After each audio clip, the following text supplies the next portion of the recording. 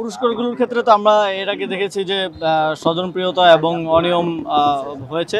তবে এখন আমরা চেষ্টা করছি যথাসম্ভব এখানে স্বতন্ত্র ব্যক্তিদের মাধ্যমে যাতে করে এই অ্যাসেসমেন্টটা করা যায় এবং সেখানে যেন কোনো প্রকারের দুর্নীতি কিংবা অনিয়ম না হয়, স্বজনপ্রীতি না হয়, পুরস্কার দেখে তো প্রকৃতভাবেই যাদের পাওয়ার কথা তারাই যেন পায়।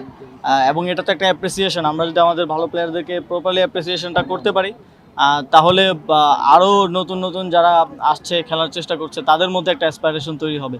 তো সেই জায়গা থেকে এটা আমরা সেভাবেই দেখব। আমাদের সার্চ কমিটিটা মূলত ফেডারেশনগুলো পুনর্গঠনের কাজ সম্পন্ন করেছে। আপনারা জানেন প্রায় সবগুলো ফেডারেশনের কমিটি অ্যাডহক কমিটি হয়ে গিয়েছে এবং এখন আমরা যেই কনস্টিটিউশনাল রিফর্ম কাঠামোগত সংস্কারের যে কথাটা বলছিলাম সেটার জন্য একটু ভিন্ন ফরম্যাটে একটা সংস্কারের জন্য একটা কমিটি করে দিচ্ছি।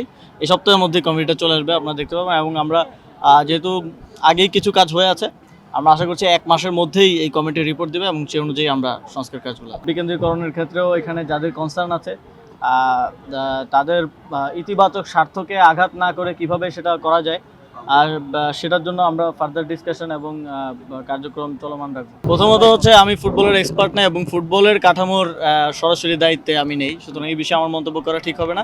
এই বিষয়ে সিদ্ধান্তটা বাফুফেকেই নিতে হবে। যুব ক্রীড়া মন্ত্রণালয়ের ক্যালেন্ডারটা তৈরি করছি যাতে করে এই ধরনের টুর্নামেন্টগুলো আরও বেশি বেশি আমরা আয়োজন করতে পারি। একই সাথে এই টুর্নামেন্টগুলোকে আরও জনপ্রিয় করে তোলা, ওইভাবে মার্কেটিং এবং ব্র্যান্ডিং করা যাতে করে এটা আরও এঙ্গেজিং এবং আরও এই যে অনূর্ধ্ব 17 বালকদের খেলা দেখলাম আমি কিছুক্ষণ, খুবই টপ নচ এবং ভালো কোয়ালিটির খেলা কিন্তু খেলছে, কিন্তু এটা ওইভাবে ব্র্যান্ডিং এবং মার্কেটিংয়ের অভাবে কিন্তু ওই লেভেলে এটার নেই।